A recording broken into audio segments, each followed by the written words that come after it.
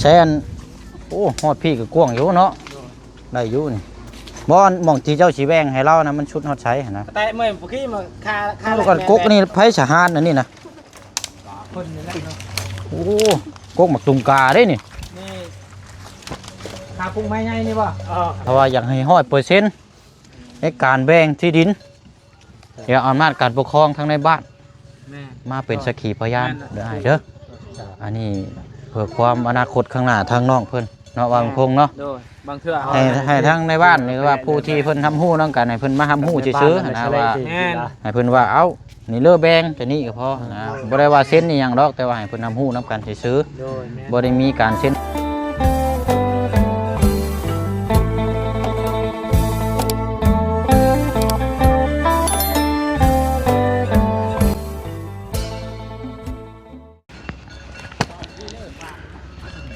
ฮึบโอ้โธ่ใครแน่มือนี่เนาะมือนั่นมาบ้าถึงใส่ถุงยางมัดรองเท้าพี่น้องมือนี่กะบนถึงก็ว่าใครเนาะเอากะตามนั้นละพี่น้องเนาะผ่านไป2 มื้อบ่ได้เข้ามาเยี่ยมยามถามข้าวน้องวัดใจจักสิวัดใจจักสิวัดเฮือนแล้วบาดนี้พี่น้องไปยังปุ๊กกระตูบอยู่นี่บ่บัดนี้โอ้ก็ว่าสิปุ๊กเฮือนหลังไม้แล้วปุ๊กกระตูบอยู่นี่ละบาดนี้สิบ่เอาหลังนี่เลยซะบ่บัดนี้เนาะจะเบิ่งหลังโมเดิร์นคักแน่เฮ็ดโมเดิร์นคักช้ำเนาะโอ้ยสิเอาตัวนี้เลยซะเป็นยังซะอันนี้เนาะบ่เฮ็ดไม้ซะเป็นยังอันนี้เนาะอันนี้ไผสิให้ปุ๊กให้อันนี้นะเอาอันนี้เขาเลื่อนซื่อนี่พี่น้อยเนาะเป็นมูลล้นเลยบ่ได้เข้ามาพี่น้องเมื่อวานนี่ก็ค่ำแล้วก็มื้อนี้ก็บ่ได้ค่ำเนาะประมาณบ่าย2 โมงนี่แหละพี่น้อยมาละมายืนอยู่นี่อยู่ยืนอยู่เฮือนมูลล้นใจอยู่โอเคเอาเบิ่งก่อนซะเนาะย่างขึ้นมาพี่น้องหอบกินเกือบล่มพลาดกี่ตมกินนี่กับผู้ส่งหัวเข้าจนขาดงัวอีกเอาไปก่อนได้มาอะไรพี่น้องเนาะกราบทักทายสบายดีและสวัสดีพ่อแม่พี่น้องน้ำกันเบิดสุขุสุคนพี่น้องเนาะมาพบมาเจอกันกะมาอยู่เขตของทางน้องวัดใจขึ้นกับบ้านแก้งไข่เมืองเซโปนแขวงสวรรณเขตเท่านี่แหละพี่น้องเนาะก็อยู่ในช่วงที่กำลังนี่แหละพี่น้องเนาะการเชื่อว่าก็เรื่องบ้านทุนซาล้านซองซะเพราะว่าตัวนี้ก็ทางทีมงานกำลังรวบรวมจะนำทีมงานก็ตามที่แจ้งไปแหละพี่น้องเนาะผู้เชี่ยวกับผู้ได้ที่ตามแต่ว่าน้ำผู้เชี่ยวนี่มีอยู่6 ล้านกีบจากทางไออุ่นและก็ทางทางนิวันเนาะพี่น้องเนาะอยู่ทางต่างประเทศไปหน่อยเนาะเป็นสมทบมาสร้างเพื่อนในทางน้องวัดใจเจ้าชื่อวัดใจบ่ชื่อวัดใจแม่นบ่วัดใจแม่นเป็นยังคือว่าวัดใจแสดงว่านี่มีเรื่องกันได้นี่บ่เจ้าจึงชื่อไปวัดใจกับคนเห็นบ่แม่นเนาะแม่นไปวัดใจนี่มันคล้ายๆแบบแนวแบบมาแม่ประมาณนี้นะเนาะลองเบิ่งนะประชนเบิ่งว่าไฟขี่ไฟชนะประมาณนี้นะเนาะคำว่าวัดใจนี่เอาดีใจใช่ไปยังเนาะพี่น้องเนาะพอดีแล้วเอาหน้าชื่อมีมาแก๊สหนึ่งเนาะกับทั้งน้องลำอยู่บ่ล่ะเพราะว่าเดี๋ยวสิแบ่งให้ทั้งน้องดำไว้ต้มน้ำแน่พี่น้องบันไก่หืนเคียงนั่นแหละเนาะแบ่งกันคนละ15 ห่อเจ้าสบายดีทางพี่น้องเราบ่กินนี่ยังบ่ยังยกมือสบายดีงามๆเพิ่นเบิ่งจนสวยดีกินแล้วบ่ข้าวจ้าแล้วกินแล้วน่ายังกินไข่ไผเฮ็ดให้ไข่ไผเป็นคนเฮ็ดให้กับข้าวเจ้าเฮ็ดเองบ่เจ้าขั่วเองบ่โอ้คือเก่งแท้ บ่ได้ไหม้บ่บ่ได้ไหม้บ่เฮ็ดกับข้าวนะ น้าบ่าวนี่ น้าบ่าวบ่เฮ็ดให้ โดย โอ้ยนึกว่าเจ้าเฮ็ดเองนะโอ้ยเขาก็ถามตั้งนานว่าซั่นว่านั้นน้าบ่าวเป็นคนเฮ็ดใช้แม่ไปใช้ ไปให้ ไปให้ โดย ไปแต่เช้าพุ่นบ่ โดย ไปแต่เช้าพุ่นแล้วก็ตอนแรกพุ่นบ่เรามา โดย ก็จังว่าจังคุยน้ำกันเนาะแล้วปลูกมักซิดีหลายอยู่บ่ให้ ลาย หลายบ่ โดย มักซิดีกินนี่ได้ ลาย โอ้เอามาฝากเลยเรื่องมื้อหน้าเด้อปิดมาฝากหน่อยเด้อ โดย เสียมาต้มเด้อ โดย โอ้แซ่บแล้วมักซิดีให้นี่มักซิดีข้าวเหนียวเนาะ โดย เอากะกันสิว่ากับเคสน้องวัดใจนี่ก็ต้องเว้าเรื่องก่อนจะปลูกสร้างนี่ต้องเว้าเรื่องที่ดินก่อนได้พี่น้อยต้องเรื่องที่ดินที่ทางก่อนแล้วจังมาเรื่องสร้างแล้วก็จังเรื่องเฮือนเนาะเพราะว่าหลักๆเลยก็เรื่องเฮือนนี่ถ้าว่าโอเคแล้วก็บ่ยากพี่น้อยต้องถามก่อนเพราะว่าตามที่แวะมานี่ก็ต้องเพิ่นว่านี่สิแบ่งปันไม้อยู่เด้นี่เจ้าแบ่งแล้วบ่เฮือนที่ดิน แบง แบ่งแล้วบ่ แม่น ใช้แบ่งฮอดใช้น่ะ นี่แบงตัวนี้ไอ้หยาแบงตัวนี้ตัดตัวนี้ มาพี่ไอ้ปัจจุบัน จะได้ไม่เสียไง พอดีทั้งเบาบุญโค้งกับนำสร้างมาพี่น้อยเนาะนำสร้างคือว่าสร้างสร้างบ้านน้องต้นกล้าอยู่นี่แหละพี่น้องเนาะกับอันนี้จังว่ากันเนาะพี่น้อยมาพี่ก่อนก็ได้โดยสบายดีโดยยังมาพี่ก่อนก็ได้แบ่งเรียบร้อยแล้วว่าที่ดินนะแบ่งอันสิปลูกเพื่อนให้เรานะ เชื่อกระต่ายน่ะ ไปจะกระได แปลงแล้ว แบ่งแล้ว แปลงแล้ว กว้างแต่บ่ฮอดอยู่ใช้น่ะ แปลงแล้วแปลงแล้ว บ่แม่นแปลงแบ่งนะ แปลงตะไปแปลงทาง บ่แม่นแปลงได้แบ่งที่ดินได้ต้องเข้าใจนำได้ สบายดีเด้อ เอาพี่น้องเนาะสบายดีพี่น้องเอ้ยแซ่นผังรักผังหยังบ่ฮอดอยู่เขตได้น่ะบ่โค้งฮู้แล้วบ่เจ้า ยังบ่ได้พังรักอยู่ เอ้าบ่ต้อง หรือว่าแม่นแหละเนาะทึกเราเสียงว่าทำได้แล้วเจ้าสิแบ่งให้แล้วก็ตอกรักเลยนะ คันว่าเจ้าแว่งก็ตอกลักมาเขตให้ทั้งผู้ใหญ่เพิ่นเบิ่งเลยแต่ว่าอันต่อไปก็สิได้ปลูกเฮือนให้เราหั่นนะ เพราะว่ามันสุดลายมันก็ยากแน่เนาะ แม่นถ้าว่า มันยังมีปัญหาแน่ก็มา ถ้าว่าบ่เฮ็ดตามขั้นตอนตัวนี้นี่ถ้าว่ามันยากมันมีปัญหามาแล้วมันบ่ยากหั่นนะเนาะมีแต่ว่าวัดที่ดินให้เราว่ากว้างยาวซำใดเอาขนาดใดอยู่มุมใดเจใดเนาะ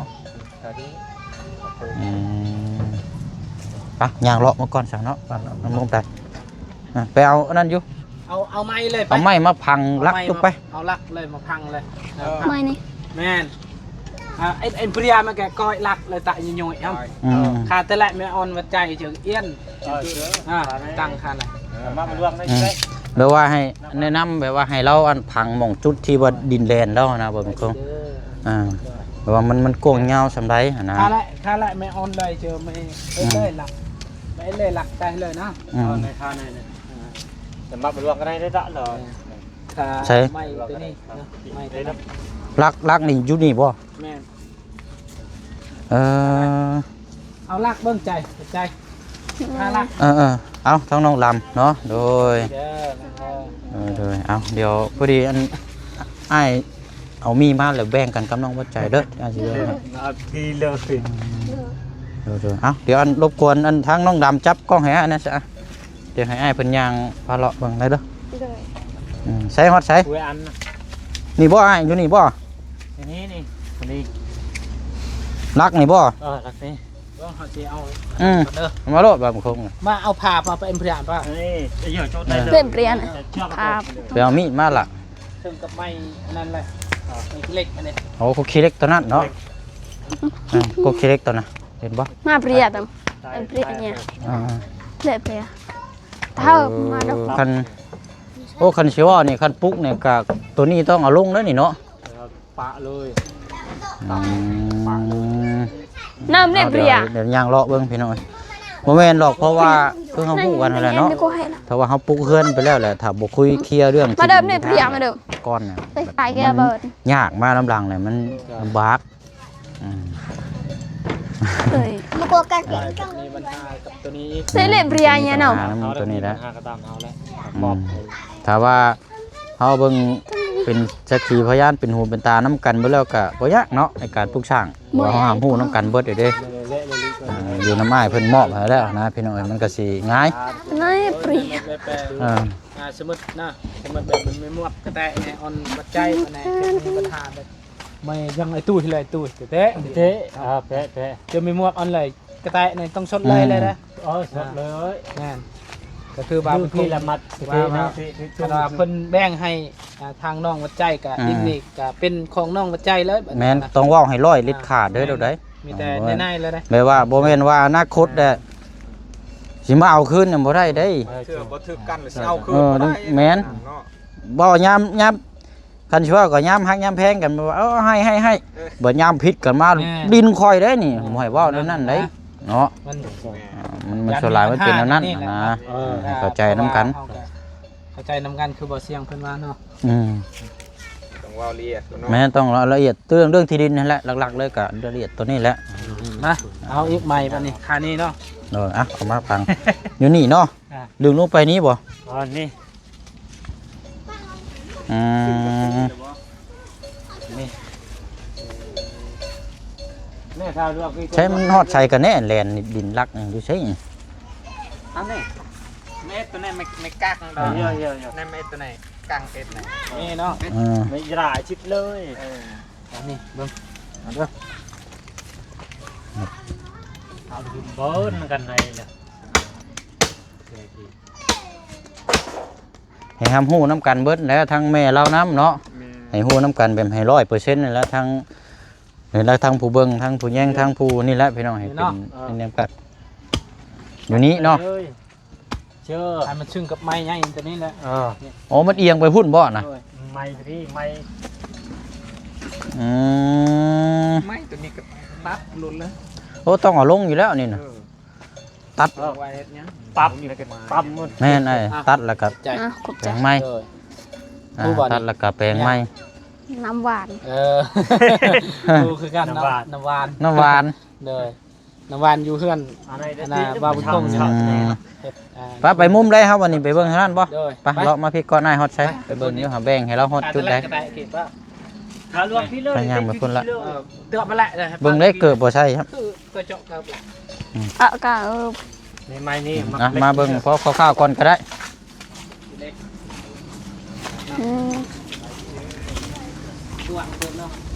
ใช้อันโอ้ฮอดพี่ก็กว้างอยู่เนาะได้อยู่นี่บ่อนหม่องที่เจ้าสิแบ่งให้เรานะมันชุดฮอดใช้หั่นนะ แต่เมื่อกี้มาค่าและแม่แบงออนเลย นี่บ่อ๋อนี่บ่รักอันนี้บ่ ค่าลักแดนนี่บ่ รักคนนี้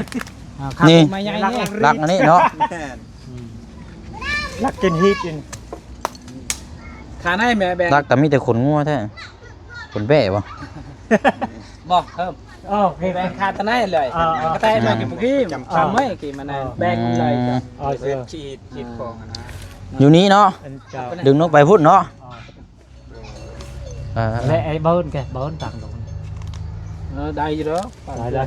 โอเคเอา ได้อยู่บ่เสียงเนาะ ได้อยู่สายพี่น้องอ่ะอันน่ะเรื่องเฮือนก็สิอยู่ในราวๆประมาณ4x5นี่แหละเอา4x5นี่แหละตามที่พูดคุยนำกันทีมงานแจ้งมาก็ประมาณ ตัวนั้นดิใช่เอาใช่ไปเบิ่งตัวนั้นก็เอาไป ไปย่างมุนไปนี่รถ และอันนี้มาและต้อง นะเอา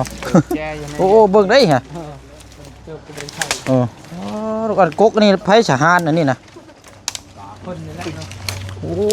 กกหมักตุงกาได้นี่ นี่ขาพุงไม้ใหญ่นี่ป่ะแดงใหญ่ขาพุงไม้ขยุงนี่ หมักตุงกา ขาไม้นอกไปเชื่อ โดย ถ้าได้คนอันนี้ตาชิดได้เชื่อนะอย่างนั้นนี่ก็อีอยากอีกนะครับแต่ว่ามันได้แม่แบ่งมันเลยก็แตะมาละเลย ให้ แตะ เพื่อออนทีมงานเพิ่มไปค่าในเพื่อให้ทีมงานเห็นนะ ค่านั่นค่านี้แล้วก็ให้มันละเอียด แม่นก็คล้ายๆว่าดึงมาเสาเฮือนแล้วนี่นะอันนี้เนาะ ถ้านับบ่ได้ปักมิตรว่าค่านี้จักค่าได้ มันบ่มีรักเนาะ ปักอยู่ในตูนๆด้วย บ่อันนี้นั่นไผ พังลักคร่าวๆก่อนก็ได้คันว่ามื้อหน้านั่นเดี๋ยวเชียงสิเอาอันน่ะมันมีตลับเม็ดอยู่ จ้า ว่ามันกว้างยาวเท่าไรมุมใดจะได้แล้วจังมาวัดเบิ่งน้ำกันนะว่าเราแบ่งให้เท่าไรเนาะ เบรกออนเพื่อย่อเฮิม แล้วก็ถ้าว่าอยากให้100%ในการแบ่งที่ดินเดี๋ยวอำนาจการปกครองทั้งในบ้าน แม่ มาเป็นสักขีพยานได้เด้ออันนี้เพื่อความอนาคตข้างหน้าทางน้องเพิ่นเนาะวางพงเนาะ โดยบางเทื่อเฮาบ่ถึกกันเด้ แม่นแม้ว่าเจ้าอาจสิดีน้ำเล่าอยู่แต่ว่าลูกจังซี่นะลูกบ่ผิดกันจัง ก่อน ซี่ มา นะ เรากันเลยมึงอ่ะมาละทำตุ้ยเลยไปก็ได้พัวให้เวลาทำได้แต่ละออนไม่แบ่งออนชุดคีดเลยคือบ่เสียงเพิ่นว่า แม่น ก็แบ่งให้คันว่าแล้วก็แล้วเลยนะดินนี่ผิดกันยังกะ แม้ว่า ให้แล้ว ให้ทั้งในบ้านหรือว่าผู้ที่เพิ่นทำฮู้นำกันให้เพิ่นมาทำฮู้ซื่อๆนะว่า แม่น ให้เพิ่นว่าเอ้านี่เลือแบงแต่นี่ก็พอนะบ่ได้ว่าเส้นนี่หยังดอกแต่ว่าให้เพิ่นทำฮู้นำกันซื่อ โดยแม่น ๆบ่ได้มีการเส้นปึ้มชิ้นมิกซอร์หรอก มาออนในบ้านออน แค่ว่าให้เพิ่นฮู้จักนำกันซื่อ แม่น ๆให้ฮู้จักว่าอันน้าบ่าวเราบ่ โดยแม่น ว่าน้าบ่าวเรานี่มอบให้ผู้นี้แท้นะพี่น้องทั้งในบ้านทำฮู้นำกันก็ ในกระตะคือ ประมาณนี้นะ ทอดมาตะในเชียว อ่า ที่แต่ในบ้านก็เฉลยลึกที่ ฉันก็ มาไหน มีแต่ว่าเดี๋ยววันเจ้าก็อันนั้นถามเราอีกทีนึงนัดหมายก็ได้เด้อ โดย ให้เรานัดหมายทั้งว่าเราสิแบ่งมื้ออื่นก็เอาเป็นเวลาเที่ยงก็ได้ โดย เดี๋ยวนัดแจ้งทีมงานก็มาเบิ่งน้ำกันแล้วนัดทั้งอำนาจทั้งพว่านเนาะ โดย ให้เพิ่นมาหามฮู้น้ำกันนะแล้วก็แบ่งแล้วก็จบเลยบัดนี้เฮาก็สิได้ดำเนินการเฮ็ดเรื่องเฮือนนะให้เรา เอาคนไล่หู แม่น ไกลง่ายแหละละเจ้าท่านไปยายไปตามตัดง่ายแหละตามมาที่ เมื่อได้ก็ได้แล้ววะ เอามื้ออื่นนั่นแหละมันยังง่ายแล้วก็แล้วเนาะ เริ่ม เนาะ เนาะ มื้ออื่นประมาณเที่ยงซะ เบิ่นประมาณตั้งไงครับ ประมาณ แนวในบ้านเป็นเนี่ย ตัวทอก นี่ในบ้านแต่อยู่ครับ เจ้า อาหารยังง่ายแล้วซะ ง่ายเนาะ แล้วให้เพิ่น ให้เพิ่นอยู่ก่อน นัดเพิ่นไว้เด้อประมาณเที่ยงก็ได้ ประมาณตั้งไงครับเอาทางอันดง เอาประมาณเที่ยงนัดเพิ่นมาเบิ่งแล้วก็เฮาเคลียร์เรื่องที่ดินที่ทางให้บักหลาเพิ่นจบแล้วก็แม่นแต่ว่าขาดสิเว้าเรื่องเรือนเรื่องชานก็แม่นจังง่ายนะ ในบ้านยังยอด แม่น แต่บนใช่ละเจ้าแบบยังยอดแบบ แม่นแม่น คันว่าหำฮู้แต่เฮาเองบัด ใช่ละดี คันหำฮู้แต่เฮาเองบัดมันเกิดเป็นหันเป็นนี่มามันบัดบ่วิดเพิ่นอีกเด้ โดย เพราะฉะนั้นเอาให้เพิ่นทำฮู้นํกันเลยแหละเป็นอย่างมากก็แค่นี้เพิ่นสิได้เคลียร์ไต่ต่อให้เฮาเนาะก็ง่ายนะพี่น้องเอ้ย นั่นแหละ อืมเรื่องทางเรื่องเฮือนซานก็เดี๋ยวจังพูดคุยกับทางทีมงานก่อนอีกเทื่อนึงว่าสิเอาทรงแบบใดสไตล์แบบใดเนาะหั่นแหละเอามื้ออื่นเนาะ โดย เดี๋ยวจังสิแจ้งบอกทีมงานแล้วก็ อย่าไปลูก มาแบ่งเลยมาเบิ่งน้ำกันพี่น้องทำฮู้ แล้ว น้ำกัน ในบ้านมาให้ แบบมีอารยาทที่ไปเอาคาเวียกันครับ ให้รบกวนทั้งในบ้านนั่นแหละทั้งพ่อเพิ่น เนาะ มาเบิ่งน้ำกันแล้วก็ทำฮู้น้ำกันก็พอนะบ่ได้ว่ามีจดมีแต้มหยังหรอก ต้นไป แต่ว่าทำฮู้น้ำกัน การเช่นกันเราเหรอไหนมาออนนั้นยังยืน ยืนยอนนาทีงื้อนาทีไหน ในนาทีอันแบบอะไร แต่ต้องเย็นก่อนไปดอก เลย หมดขาดแต่ละไม่ออนอันไม่แบ่งเลยแบ่งกระเจ็ดเลยเอาไหนให้ไปถึงว่า นั่นแหละเนาะแบ่ง เราให้ตัวตั้งตัวอ้อสิเอา งั้นเจ้าสิแบ่งฮอดไซส์หรือว่าจังไดก็มื้ออื่นเนาะมื้ออื่นเดี๋ยวมาเบิ่งน้ำกันเพราะว่าเอาเฮาสิเอาตลับเม็ดมาดึงด้วยนะเบิ่งกว้างยาวน้ำกันนั่นแหละเนาะแม่นมันจังเพื่อความทางน้องเพิ่นนั่นแหละเนาะว่าปลุกเฮือนชานขึ้นมาเดี๋ยวหลังบักงามโดดบ่ได้ได้นี่ให้มากให้ทิ่มโดดมีหลายครอบครัวได้มีหลายหลังได้เฮาบ่อย่างกันไว้ดีกว่านี่เอาคุยกันตอนฮักแพงกันนี่แหละแต่ว่าอนาคตต่างไปแค่นี้มันเฮาเว้าเล็ดขาดเลยก็บ่มีสิทธิ์เฮ็ดหยังกันได้นะนั่นแหละฮักแพงกันนั่นแหละเด้ออ้ายเด้อจะมาเว้าแหละเอารายละเอียดก่อนนั่นแหละเฮาก็เนาะ แรงดี พระเจ้าสิปลูกให้เรามากอันแบ่งให้ชำไรพอได้ปลูกเฮือนอย่างไรก็ขึ้นอยู่กับช่างเจ้าเนาะด้วยความที่อยากซอยนะแต่บที่จังเทื่ออนาคตเราใหญ่มาหามีเรารวยหนึ่งห่วยเราก็ซอยเจ้าก็มีได้ปลูกเฮือนหลังใหญ่ก็เป็นไปได้เนาะเฮามามองตอนนี้นั่นคนเฮายังบ่ฮู้หรอกบัดมันใหญ่มาจักหน่อยพุ่นบางเทื่อมันมีอาชีพค้าขายก็บ่แน่เนาะร่ำรวยมาโดดโตสิบ่ได้พึ่งพาเราบ่เนาะ กับจักแล้วเนาะ หันแล้วอย่าให้มอง เอาเป็นมื้ออื่นนั่นแหละเด้อเด้อเดี๋ยวเฮาสิแจ้งบอกทีมงานแล้วมานัดเบิ่งนํกันมาวัดหลักการแม่นจังสิได้ดำเนินการเรื่องเฮือนให้เราเลยนะเนาะเอาขอบใจละลายเด้อหั่นละพี่น้อยเนาะพูดคุยนํกันประมาณนี้มาพี่ละโอเคมาพี่ก่อนก็ได้วัดใจมายืนอยู่กระตูบเจ้าพี่ยืนอยู่นี่ก้อนบ้านนี้เนาะบัดนี้สินอนอยู่นี่ก้อนฉันบ่นี่นะสินอนอยู่กระตูบนี่ก้อนฉันบ่ อย่าเป็นเลย ถามเราเบิ่งด้วยล่ะ มันโรมอย่าเป็นนอนโอ้ย ฮะ เราบอกว่านอนอยู่ เอาอันนี้ได้ใส่ ตลาด ไผใส่เฮ็ดให้นี่นะ เตะเบะนี่ก็ปาตะบาเตือนตะคือเป็น ไม่แปลนได้บ่บึงขดลังอ่างนี่ บ่คันเพราะว่าตามเล็กๆเลยนั่นยังบ่อยากให้เฝ้าเฮ็ดปานใดตะกี้คันว่าเฮ็ดก็ให้เฮ็ดมุมที่มองอื่นซะนะเพราะว่ามุมนี้ยังมันได้ปลูกเฮือนนะมันสิได้ดื้อมากแหละคันว่าได้เฮ็ดคักบ่สิได้ดื้อทิ่มนี่มันก็คันว่าเอาจังซี่ก็ได้มันน้อยอยู่เนาะเฮ็ดเทิงๆมีตอกให้แน่นก็ได้แล้วเฮาจึงโจมพักกันโจมเอา อันนี้ก็ มีแต่เขาไปขุด โดยเพราะโจมก็ได้อยุบแต่บ่เฮาพังนะพอมาได้แล้วเฮาพากันโจมแล้วไปตั้งแล้วมุมใดมุมหนึงให้เรานอนอยู่อีกเนาะ แม่น มันก็บ่อันนี้อยู่ซอยกันประมาณนี่แหละพี่น้อยผักกระจาดจักแผ่น2 3 4แผ่นเนาะนั่นก็ ประมาณ4แผ่นนั่น เนาะโจมได้อยู่ซะเนาะแล้ว ได้ ตอกเลยก็ได้ตอกแล้วก็ให้จับนี่แหละพากันซอยกันแล้วก็โจมหาลุงมองให้เรานอนอยู่ลุมพุ่นก่อนก็ได้หรือว่ามองมันตันทางก็จังยับไปพี่ก็ได้ เฮ็ดสุข้าวไปเฮ็ดบนอยากตั้งเฮือนกับ โดยมันบ่ได้แล้ว มันหมองตั้งเฮือนเนาะมันเอาหมองเก่าหั่นแหล้วแต่ว่ามันก็ต้องปรับอยู่แล้วเฮือนเนาะนี่ต้องปรับในจังน้อยให้มัน ปั๊บแน่นอน ต้องปรับให้รถไถเพิ่นมาปรับจังน้อยแล้วกกไม้นี่ก็ต่ำลงเลยนี่ต่ำพุ่มลงไปเลยรถฟอร์ดต่ำเลยรถแล้วเนาะเอาหั่นแหละพี่น้องเนาะมื้ออื่นเวลาประมาณเที่ยงเนาะมานัดหมายพบเจอกันอยู่นี่เคลียร์เรื่องที่ดินที่ทางให้ทางน้องเพิ่นพี่น้องเนาะเพราะว่าอยากให้มันเด็ดขาดคือผู้แช่งว่าอะไรพี่น้องถ้าเป็นอย่างมาอนาคตนะมันสิยากเนาะมาคุยเคลียร์แล้วทางในบ้านทางอำนาจผู้ปกครองเพิ่นมาเบิ่งนะครับฮู้นํกันว่าทางนาบ่าวเรามอบที่ดินพื้นนี้กว้างยาวเท่าใดให้เราแต่ว่าเรื่องเฮ็ดใบตะดินหรือว่าหยังจังไดก็ว่าเรื่องอนาคตทางกระเจ้าก็แล้วอันจังว่ากันอันน่ะพี่น้องแต่ว่าให้รับฮู้นํกันแบบให้คันเชื่อว่าก็ให้เป็นสักขีพยานนํกันเนาะก่อนจะเริ่มปลูกสร้างเฮือนซ่านนะเนาะและพี่น้องก็มื้ออื่นเนาะตอนแรกในทั้งว่ามันคงว่าสินำสร้างมาพูดคุยเรื่องปลูกสร้างแต่ว่าผู้เชี่ยวชาญคิดมองเห็นเรื่องที่ดินนี่มันบ่แม่นง่ายๆได้พี่น้อง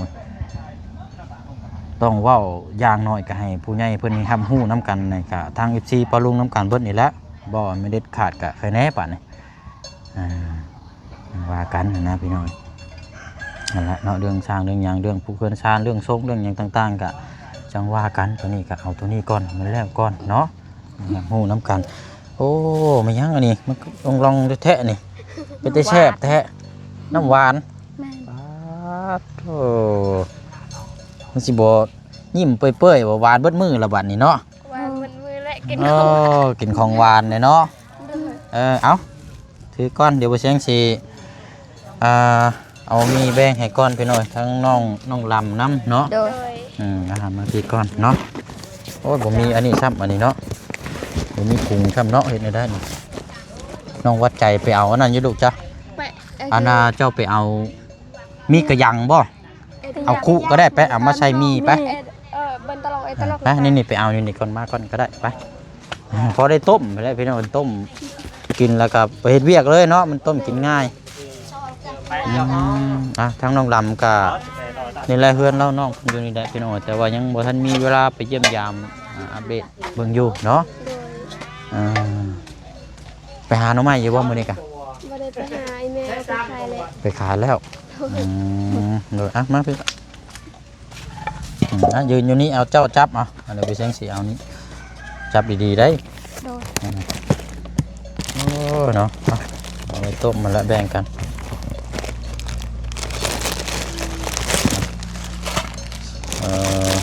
คนละ15ห่อทั้งเบิดมัน ทางเบิ้นมันมี30ห่อพี่น้อง2 4 6 8 10 2 14 15อ่ะโอเคเอาเด้อเอาอันนี้ก็เดี๋ยวสิให้ทั้งอันน้องดำก็ได้อ่ะตัวในกล้องนี่ก็ได้ละเอาเจ้าเอา ขอบใจ โอเคเอามองกล้องให้ง่ายหน่อย ขอบใจขอบใจ เอาแล้วกาโบมียังมาฝากเด้อน้องเด้อแล้วพี่น้องมื้อหน้ามื้อไหนพุ่นละแต่ว่ามื้ออื่นเนาะสิเข้ามาประมาณเที่ยงนี่แหละพี่น้องมานัดเจอกันตัวนี้แหละเนาะ โดย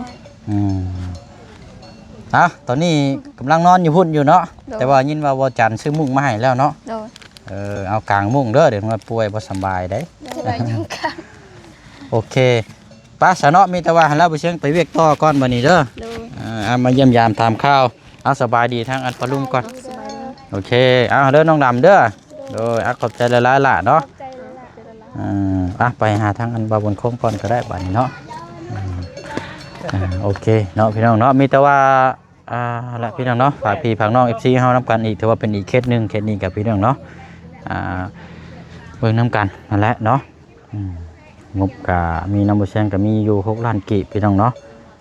มีแต่ว่าเฮาพูดคุยเรื่องที่ดินให้ทางน้องเพิ่นก่อนเนาะพี่น้องเนาะก่อนสิเริ่มลงมือกันอันนี้ตามบ่แซงคิดได้นี่พี่น้องเพราะว่าเฮาเคยเห็นมาแล้วยังมันยากอนาคตทางน้องเพิ่นเพื่อทางนาบ่าวเรานั่นว่านิสัยดีอยู่แต่ว่าลูกเต้าเขาเจ้าบ่ใหญ่มาเนาะนั่นสิ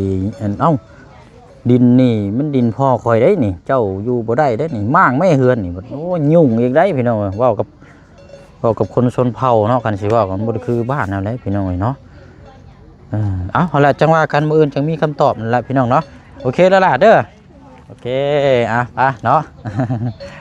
ไปพี่น้องเอ้ยจังว่ากันเนาะเอาสามีแต่ว่าตามนั้นได้เนาะเฮามาเบิ่งน้ำกันตัวนี้ก่อนเนาะมื้ออื่นเด้อเบิ่งน้ำกันตัวนี้แล้วก็เรื่องอันช่างคันว่าช่างมาเบิ่งจังคุยยาวเลยก็ได้เนาะก็ได้เนาะสบายดีเด้อ โดยเอาไปแล้วพี่น้อยคันว่ามีการจุกไม่อย่างนี้ลงเบอร์เลยนี่เนาะไปเนาะลำลาก่อนเด้อพี่น้องเนาะฝากพี่ฝากน้องติดตามเบิ่งน้ำกันพี่น้องเนาะมื้ออื่นเวลาเที่ยงเนาะบ๊ายบายพี่น้องเด้อสวัสดี